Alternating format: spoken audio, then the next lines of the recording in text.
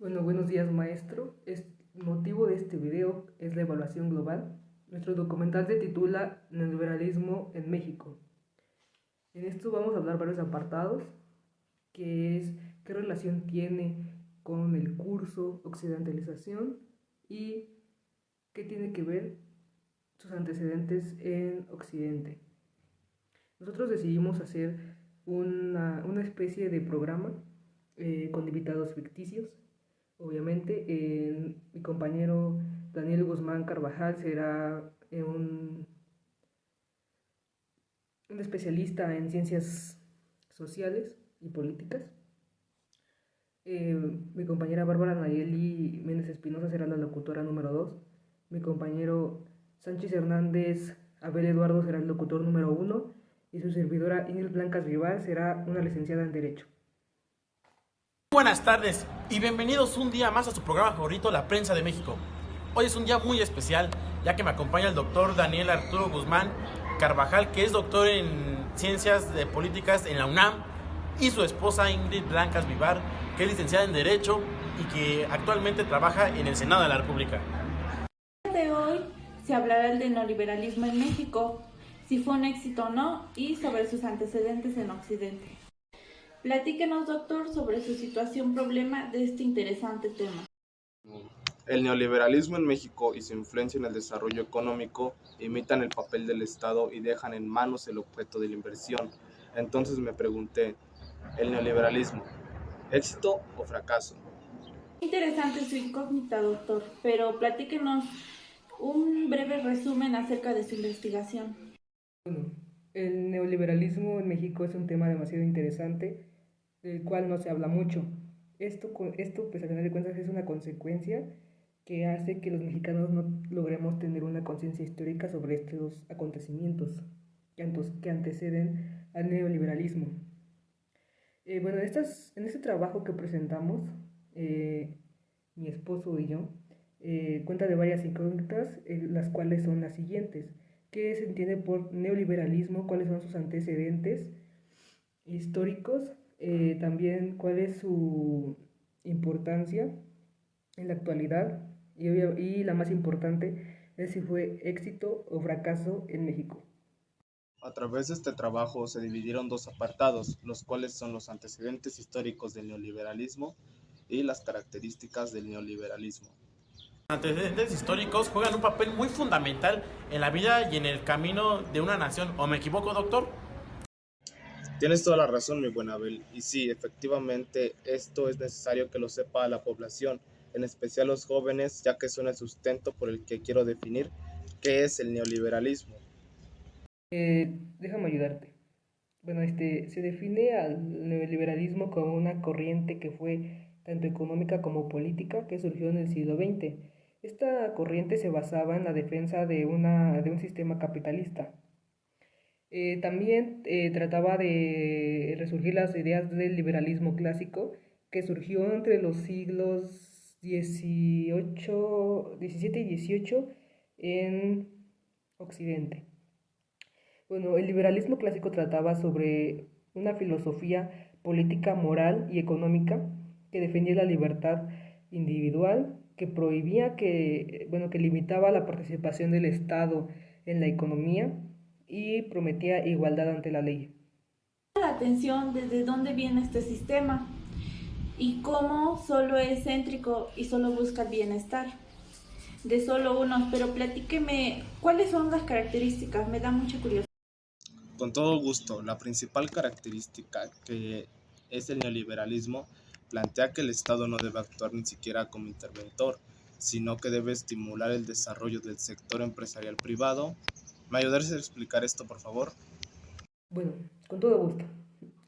Otra característica fundamental de lo que fue el neoliberalismo del siglo XX fue que su argumento era que el Estado favorecía a la corrupción del país, es decir, que permitía que los altos mandos, que no tenían un control social, pues siguieran robando al país y pues favorecía pues la corrupción.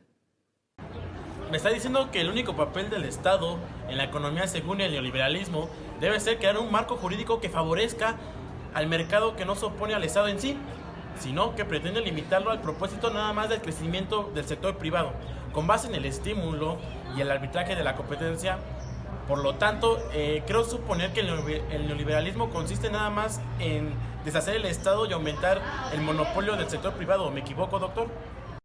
Desafortunadamente, así es el neoliberalismo.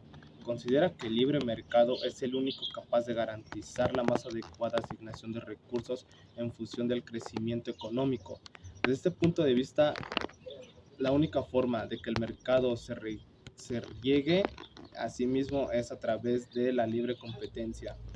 Perdón por la interrupción, pero yo he leído que la privatización de empresas estatales es otro de los fundamentos del neoliberalismo, no solo en lo que toca a los sectores productivos, sino también en lo que se refiere a los servicios de intereses públicos como luz, educación, agua, salud y transporte, entre otros.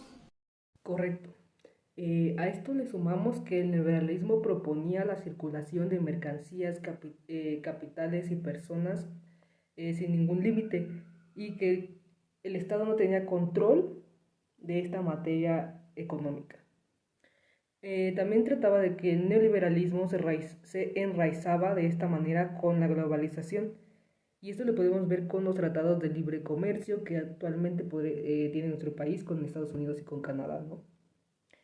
Bajo este escenario, los límites y los alcances de las responsabilidades y los mecanismos de distribución de la riqueza se vuelven porosos. Estabilismo, mi amor, que se basa en el libre comercio. El neoliberalismo le da prioridad al mercado internacional sobre el mercado interno. Esto implica que, entre otras cosas, se favorece las intervenciones extranjeras sobre las nacionales, lo que por un lado genera movimiento de capitales, pero por el otro causa desequilibrios importantes en la distribución del poder. Todo tiene un antecedente histórico, supongo, ¿no, doctor? Y creo que desde mi punto de vista, el neoliberalismo es hablar sobre Miguel de la Madrid, que su periodo fue desde 1982 a 1988. Después, con Salinas de Gortari, que es de 1988 a 1994. Y por último, Ernesto Zedillo, que es de 1994 al 2000. Quiero hacer un énfasis, porque aquí en Ernesto Zedillo iba por la gobernatura Colosio, que igual iba por el PRI, pero por cosas del destino, dicen los rumores y muchas fuentes informáticas dicen que Salinas lo mandó a matar porque tenía nuevas ideas y no quería seguir el mismo monopolio que tenía ese neoliberalismo que apenas iba en crecimiento. Desdichadamente, nuestro país en la década de los 80 deseaba internarse en la economía mundial, por lo cual necesitaba abrir una economía en el mercado mundial. La estrategia que se sugirió fue la incorporación del México al GATT, que es el Acuerdo General sobre Aranceles Aduaneros y Comerciales, y después al TLC, que es el Tratado de Libre Comercio, con Estados Unidos y Canadá. Esto se toma interesante. Déjate platico de antecedentes que ocurrieron en esta etapa. Uno de ellos es el enfoque neoliberal. Dio pauta para que en diciembre de 1992 se firmara el Tratado de Libre Comercio, entrando en vigencia a partir del 1 de enero de 1994. Este tratado permitió un acuerdo de naciones favorecidas, promoviendo condiciones de comercio más aptas, facilitando la circulación de bienes y servicios hacia una competencia justa, representando uno de los tratados comerciales más importantes. Déjame te ayudo, mi amor. Se te olvidó mencionar que las empresas estatales mantenían el objetivo de ejercer una influencia dominante en su participación financiera bajo las normas y dirección de quienes las regían. Bajo esto, el neoliberalismo logró que en 1993 1.115 empresas estatales se redujeran a 203, y en cada una de ellas implementó una inversión privada, y pues el propósito era que generaran una mayor productividad.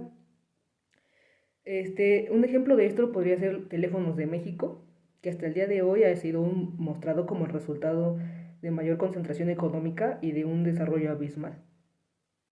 Para ir terminando, doctor, platíconos una conclusión que usted nos dé de este tema. Este modelo solo trajo con sí mismo precisos saltos en servicios básicos, falta de respetos a los derechos laborales, eludiendo obligaciones como patronos, desempleo, fracasos de sectores nacionales, desmantelamiento de la planta productiva, empleo informal. La economía mexicana, contrario a lo que se estaba expectante, no ha crecido en términos reales en los últimos 20 años. Hablando de aspectos sociales y el neoliberalismo, estos tratados comerciales no han disminuido la desigualdad y la inadecuada distribución de las riquezas. La pobreza aumenta y la distancia de alcanzar una estabilidad económica por parte de las clases inferiores es sumamente lejana. En lo internacional, en ámbitos como la seguridad nacional, la política exterior, la política de defensa, la seguridad pública, la educación, las telecomunicaciones, la política laboral, la energía, las reglas electorales, etcétera, quedamos subordinados a las indicaciones del Fondo Monetario Internacional, del Banco Mundial, de la OCDE y de otros organismos supranacionales. Bueno, las consecuencias del neoliberalismo son incontables y son muy abismales. Estos pueden ser por varios factores, como lo fueron lo social, lo político, lo económico y lo jurídico. Eso también se debe a que como a su antecedente, que fue el liberalismo clásico, que tampoco pudo conseguir lo que fue erradicar la desigualdad y la distribución de riquezas. Bueno, la cuestión aquí es por qué si la negativa en el pueblo es notoria, no se hace nada para cambiarla. ¿Por qué si se está sumergiendo al país en la miseria, no se pone en práctica unas medidas para sacarlo adelante?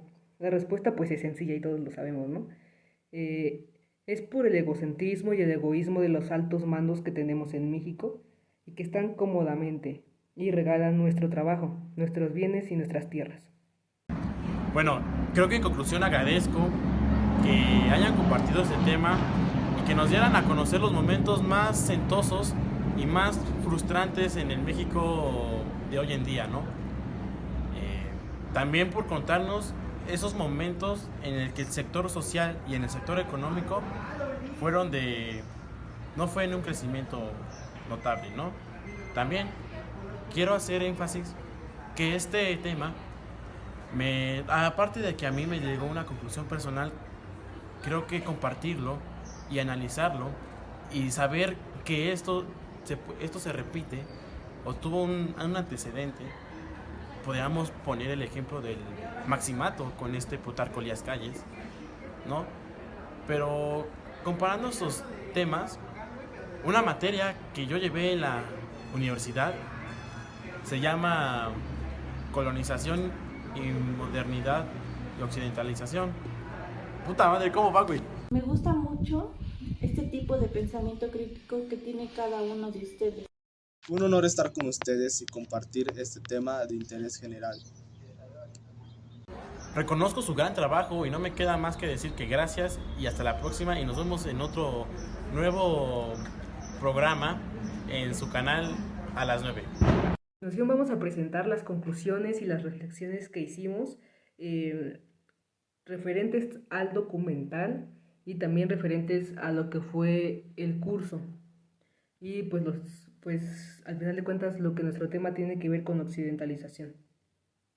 De mi parte, concluyo y reflexiono que estos temas que hemos visto alrededor de las 3 unidades de la materia de occidentalización nos han servido mucho para darnos cuenta que somos un mundo globalizado y que todo lo que se hace alrededor del mundo tiene repercusión en nosotros, bueno, como país.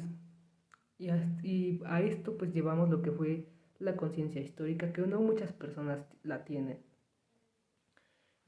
También pues obviamente, como lo dije al principio, el neoliberalismo tiene sus antecedentes en Europa. Entonces nos damos cuenta que México suele tomar diferentes corrientes económicas o políticas las religiones que son de Occidente.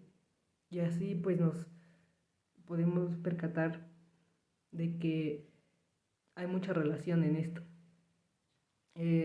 También concluyo que pues al final de cuentas seguimos como estamos porque no hemos aprendido de nuestra historia y seguimos manteniendo a personas en el poder que lo único que hacen es comprar nuestro trabajo en muy poco dinero, casi burlándose de nosotros, y nosotros no hacemos nada para cambiarlo, y aunque pues es muy difícil hacerlo en estos momentos.